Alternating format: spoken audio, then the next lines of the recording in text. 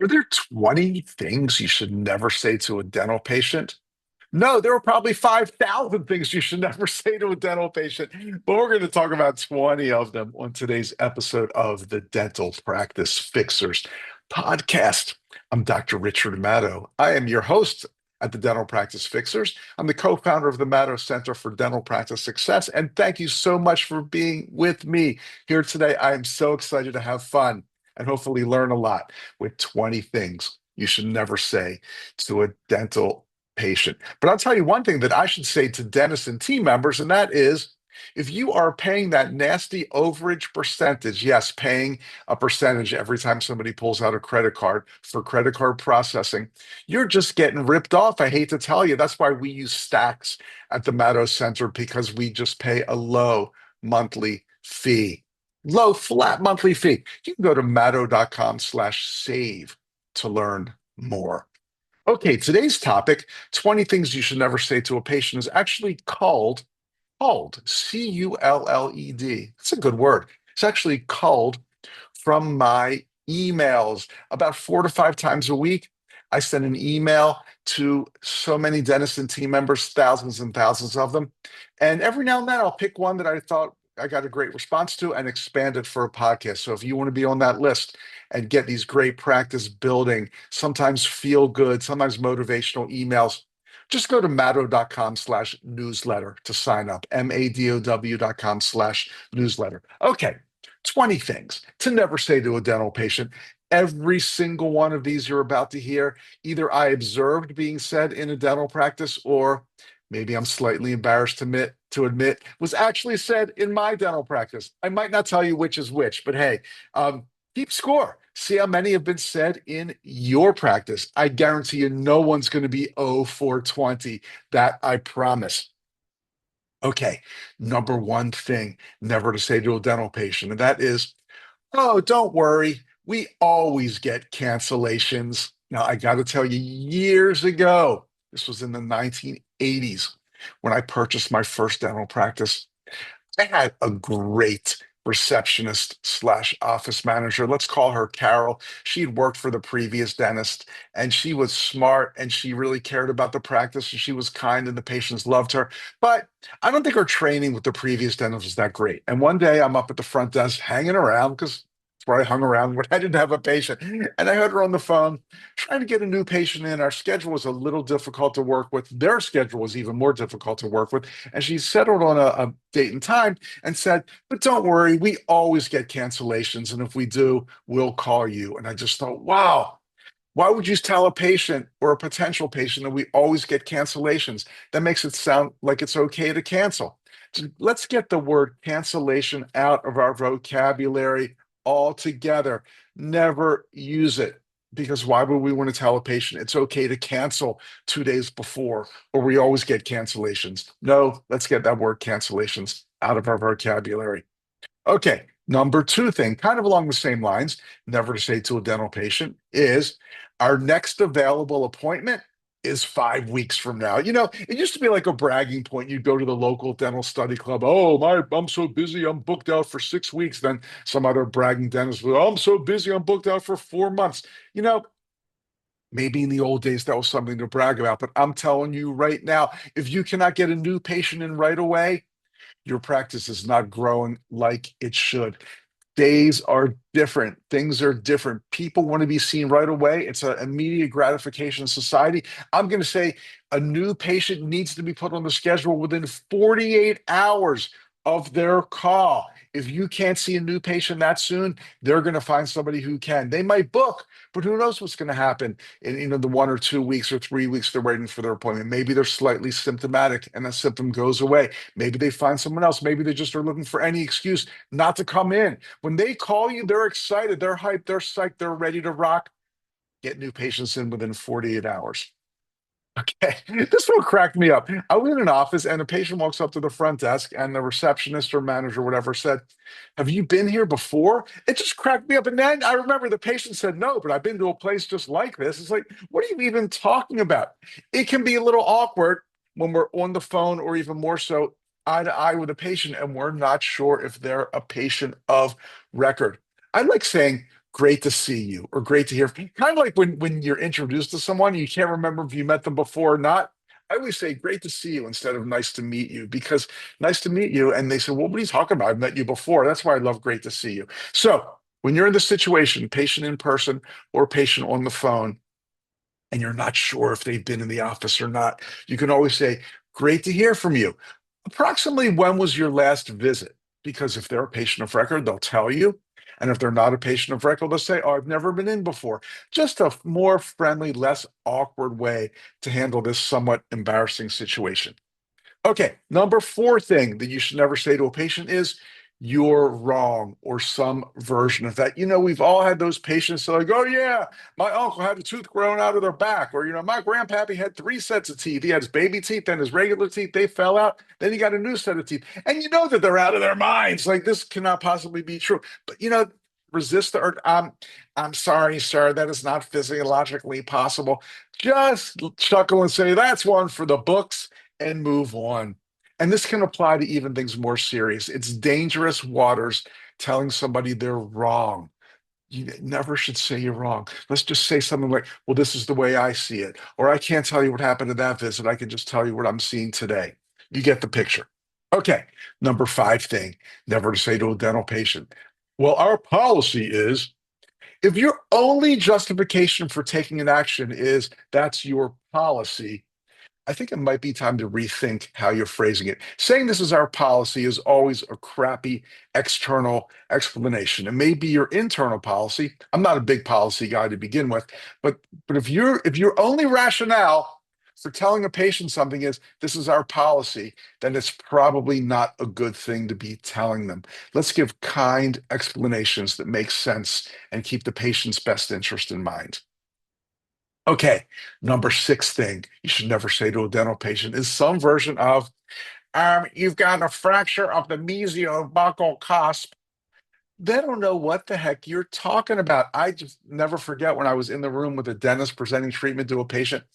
As you can see on the radiograph, there's a radiolucency on the apex of the distal root, and the patient's just sitting there, uh-huh, uh-huh, uh-huh. Even the word radiograph, patients have no idea what that means. Speak in terms that a fifth grader will understand.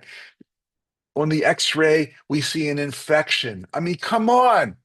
This is our lingo. It's not meant for patients. It's just part of our lives, and we tend to slip it in there, but don't. Okay. Number seven thing, never to say to a dental patient, oh, that last dentist really botched this up. Never throw a colleague under the bus. You weren't there when it happened. You can't speak to what happened at their previous visit. It might have been 10 years ago. It might have been 10 weeks ago. I'd love to say something like, and I even mentioned this before, I'm not sure what happened with your previous dentist or at your previous visit with that dentist. What I can tell you is this is what we see today. Never, even the most incompetent, horrible, blind dentist who doesn't own a perio probe, don't throw them under the bus, because your patient may have loved their previous dentist. You don't know. There's no reason to try to make somebody else look bad. Okay, number eight, remember again, I've heard all of these in dental practices, maybe even my own, is to say something like, it's really not a lot of money when you think about it. Well, it is a lot of money to the patient. It is a lot of money. $100 is a lot of money. $10,000 is a lot of money. To try to belittle their like financial perception is a big mistake. When we're explaining cost, don't say it's not a lot of money. Explain the value. Explain why it's worth a significant investment. And again, to some patients, that could be $100. To others, it might not be. So look, we're not going to judge their financial emotions. We're going to explain the value. Number nine, I just remember to the day when I heard this in an office, a dental patient was kind of irate. They were in a little bit of pain. They were making a commotion, and the assistant said, "Sir, if you would just stop screeching." I actually heard that. Never belittle your patients. That one I kind of threw in there for humor. I doubt you would ever say it, but I did hear it. Okay, number 10. If you can just put up with the pain for a few more minutes. No, no, no, no, no. You should never, ever, ever have to say that to a patient. A patient should never be treated unless they are totally, completely, comfortably numb. David Gilmour would tell you that, and I'm going to tell you the same. Patients need to be very comfortable and very numb, and that includes giving the injection. There's no excuse for not giving a pain-free injection, and never, ever, ever treat a patient who can feel anything. Okay, number 11 thing you should never say to a dental patient. They say, "Where's Linda?" Oh, well, Linda was fired. That doesn't make anyone look good, including you or Linda. Again, they may have loved Linda. How about just something like, "Oh, Linda left the office for an opportunity outside of dentistry." Yeah, it could mean you fired her and her ass is in jail. I mean, who knows what the heck happened to Linda? But never make her look bad. It makes the practice look bad that you had to fire someone. I know it's a reality of life, but never say that to a patient. Linda left for an opportunity outside of dentistry. Number 12. Okay.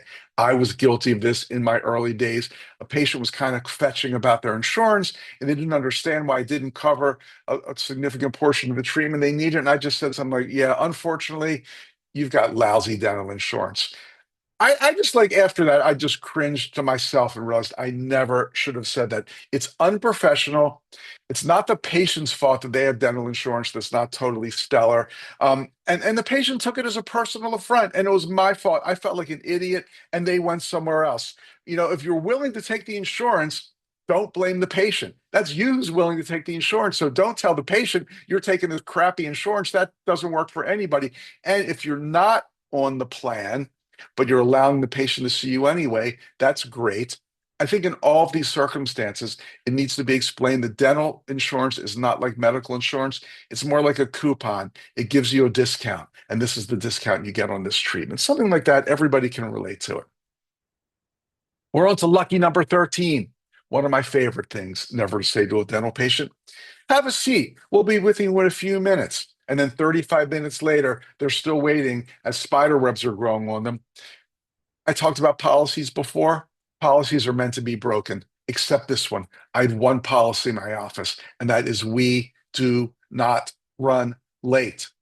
And every scheduling decision we made was based on that policy. And that means instead of saying, "Have a seat, we'll be with you in a few minutes," every time a patient walked in the door, we said, "Don't even sit down. We're ready for you." Man, is this powerful! Patients love it when you take them back on time.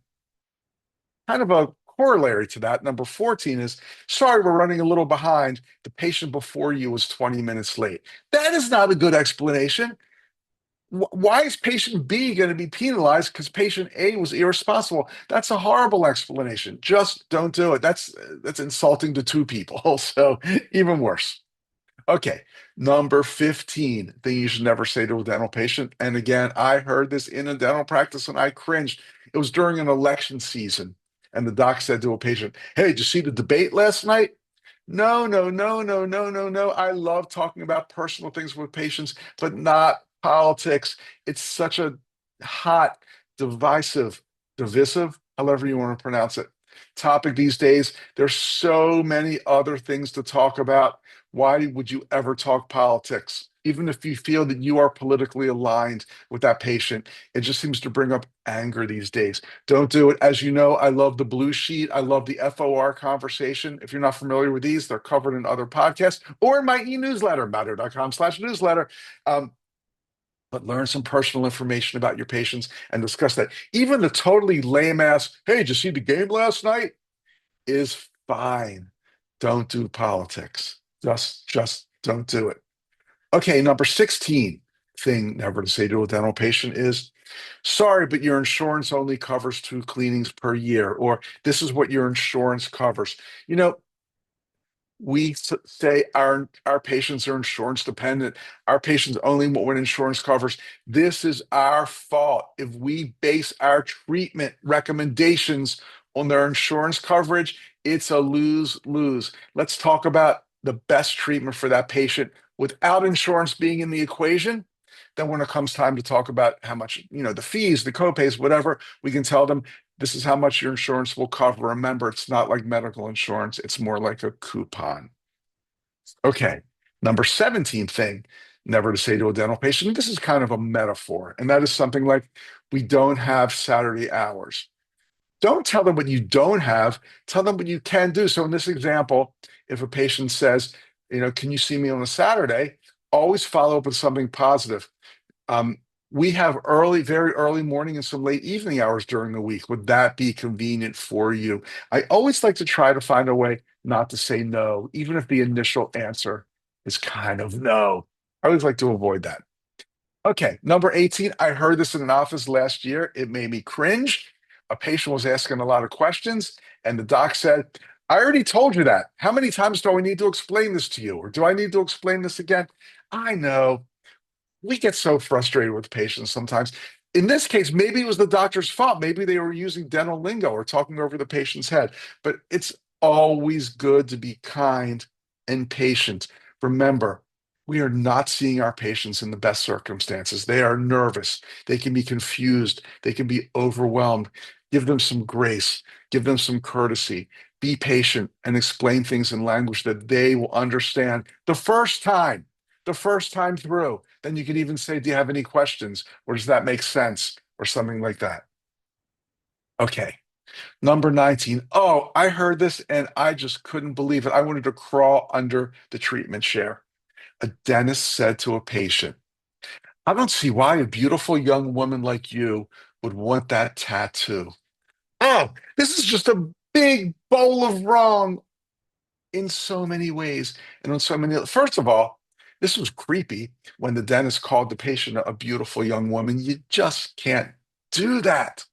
But then worse, questioning her choice of having a tattoo. Look, unless it affects your patient's health, their personal choices. I don't care what it is, a tattoo, the way they dress, the music they listen to, the way they talk, the way they engage in their romantic relationships or personal relationships with others. So many times we're being judgmental. If you got to be judgmental, you shouldn't be, but keep it to yourself. People's personal choices are none of your damn business. Let me repeat that. Unless it affects their health, oral health, or general health, people's personal choices are none of your damn business. Now, of course, if they're choosing to bring in a big soda that's, making them unhealthy, well, that's something you might want to talk to them about. But, things like their appearance or their relationships or other things, their hobbies, whatever, none of your business. And number 20, thing never to say to a dental patient. And yes, I heard this during a crown prep. The dentist just did something and said, oh shit, or oh whoops, the PG version of that. Never, never, never in front of a patient express that something's going wrong or that you're disappointed with something. Just don't do it. It's crazy. Okay, that was 20. How many have been said in your office? Great communication is everything in dentistry. That's why regular team meetings, great continuing education, intentional training, these things are not optional. They are essential. Keep it fun, keep it professional, and always keep your patients coming back by smiling and saying the right things. Say this, not that. Hey, I'm Dr. Richard Maddow. I'd love to hear from you. My personal email address is rich, R-I-C-H, at Maddow, MADOW.com. If you like what you're hearing or seeing, please go give us a 5-star or a great review on your podcast app or your YouTube channel. Subscribe to our newsletter at maddow.com/newsletter. And I hope to see you one of these days in person. Thanks so much for being a supporter of the Dental Practice Fixers. Bye now.